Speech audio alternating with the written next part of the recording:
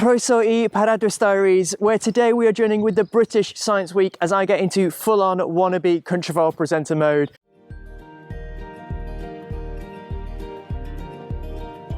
In November 2017, we moved to the beautiful Ynys Môn, the island of Anglesey in northwest Wales, to begin the adventure of developing a 12-acre smallholding and planting a church, all while learning to be parents for the first time.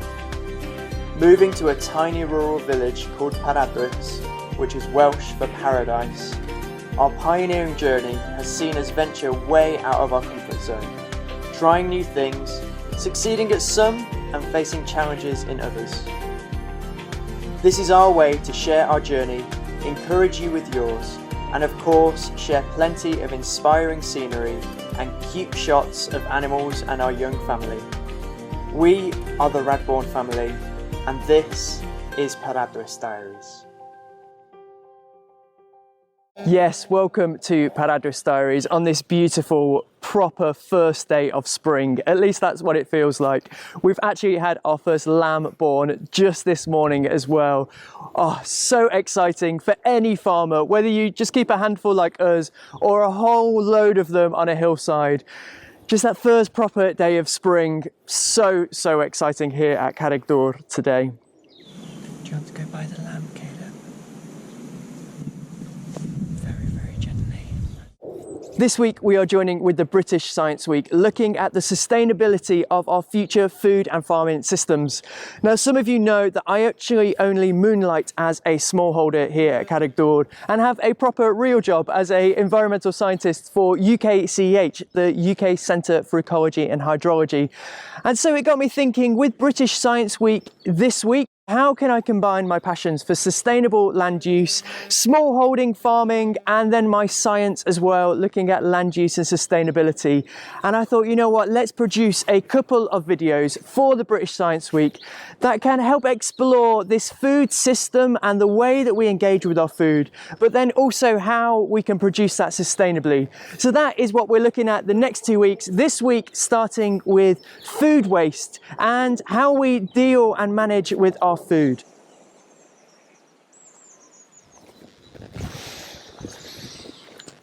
So here at Carreg Dwr on our small holding, we love to grow our own fruit and veg. As you can see, we have quite a large veg patch that at the minute is covered over for the winter just to keep the weeds down. But in the spring and summer, this really comes to life, filled with carrots and squashes, strawberries and raspberries, onions and peas, you name it, we have probably grown it at some point. And we absolutely love engaging and getting produce from our land. Yeah, I've noticed that on our weekly food shop, the fruit and veg that we buy there very rarely looks like the sort of fruit and veg we get from here. For example, the other week, Caleb asked if we could buy some strawberries. Now, we grow loads and loads of strawberries here, and they are absolutely delicious. But the punnet of strawberries we bought from the supermarket did not look anything like the strawberries we grow here. Now, they were massive. The whole punnet of them were as big as my fist. And here, they often turn out a lot smaller than that. And it got me thinking, well, why in a supermarket do we always have these perfectly straight-looking vegetables, or supersized, or in fact the strawberries were only bought a few weeks ago and we are well out of the season for strawberries? If we only ever ate the stuff that came off our land that looked like they do in the supermarket, we wouldn't produce very much. Now, granted, here we are not trying to produce it on a commercial scale. The land is not great. We are trying to improve the soil by adding organic, natural fertilizer and compost to build up the organic content so that it gets better over the years. I fully appreciate that. But why is there such a difference between what we grow here and what we buy in the supermarket? Well, I'm a researcher. Let's do a little bit of research. Did you know it is estimated UK farmers are forced to waste 10 to 16% of their crop annually? This is edible waste that is often too ugly or just the wrong size for sale in the supermarkets, as supermarkets find people don't buy wonky veg. Because of this, up to 5 million tonnes of food is wasted on UK farms every year. The issue is the global food system is responsible for up to 30% of total greenhouse gas emissions. So the food that isn't being used because it doesn't look quite right is having a huge impact on our climate and environment. You see, now wonky food doesn't taste any different, does it? In fact, if you grow your own, it can almost taste just that little bit sweeter. And a great example of that is this here. This is an egg from our good friends Bronnie and her daughter Mally.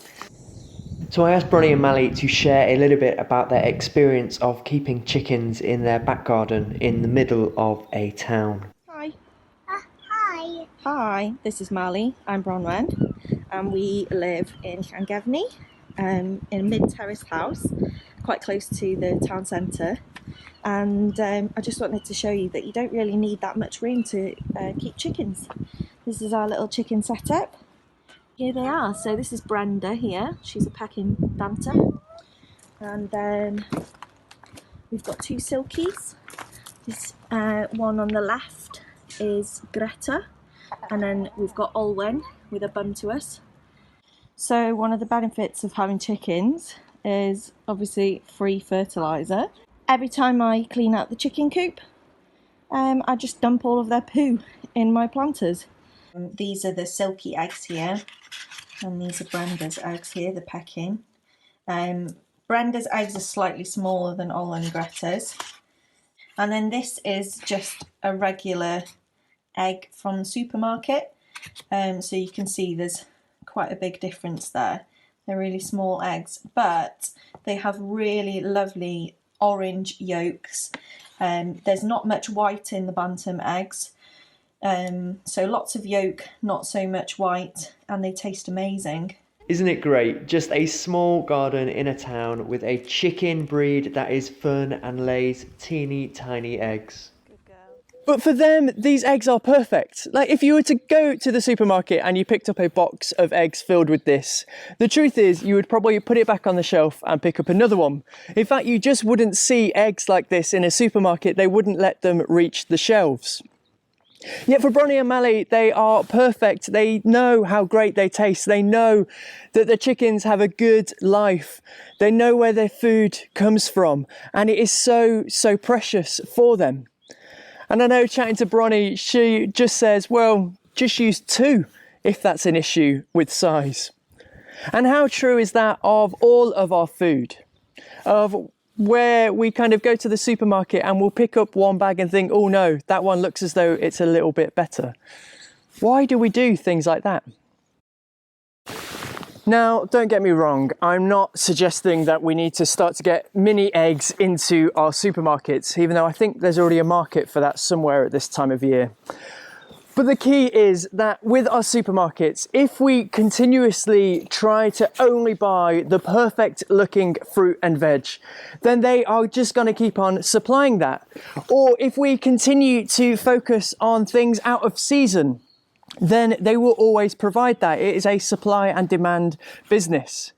So it's not about getting the different type of fruit and veg into our supermarkets necessarily, but it is about our understanding of what we buy drives the market so much. So for example, if you went to the supermarket this week and there was something on your list you didn't have, you'd be frustrated, right? But if that happened for 2 or 3 weeks in a row, you might start to consider maybe going to a different store more often. And the supermarkets know this, which is why they are so desperate to make sure that you always have what you need right there, even if that means that they need to buy loads of extra stock for that thing just to make sure it is always on the shelf for when you go to buy it.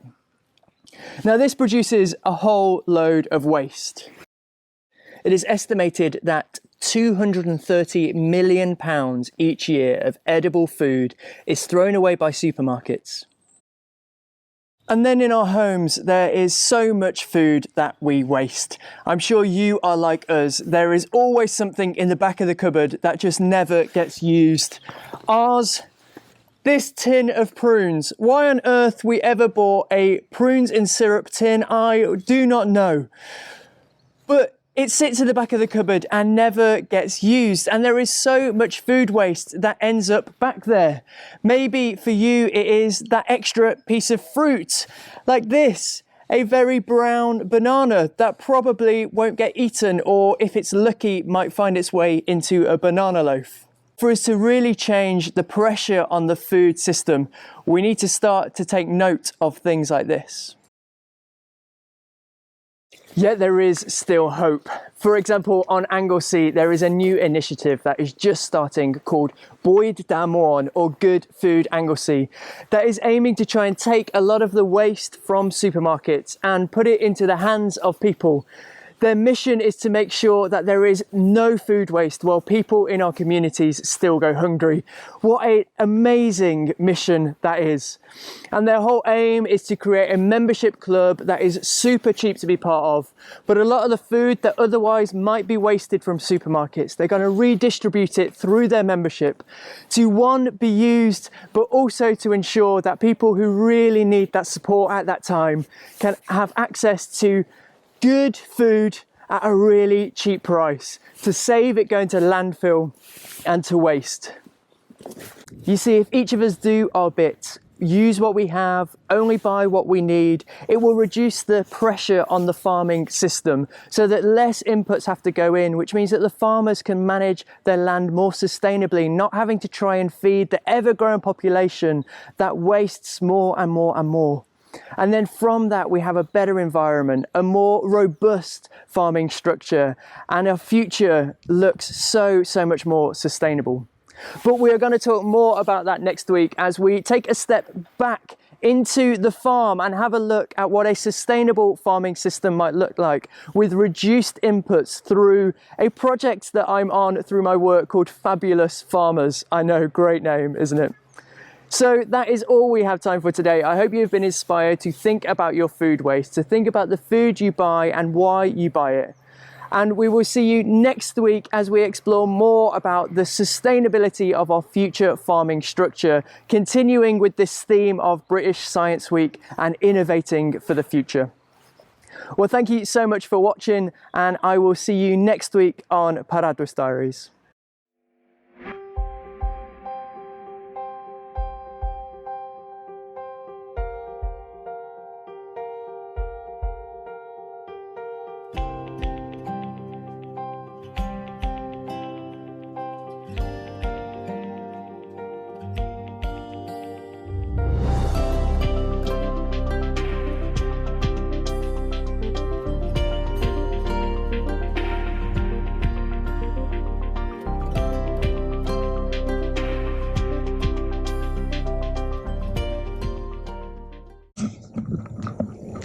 Welcome to Paradwys. Hey, let's tell everybody what's happening today. A baby lamb right here and a babe and a tummy. Right, Mummy?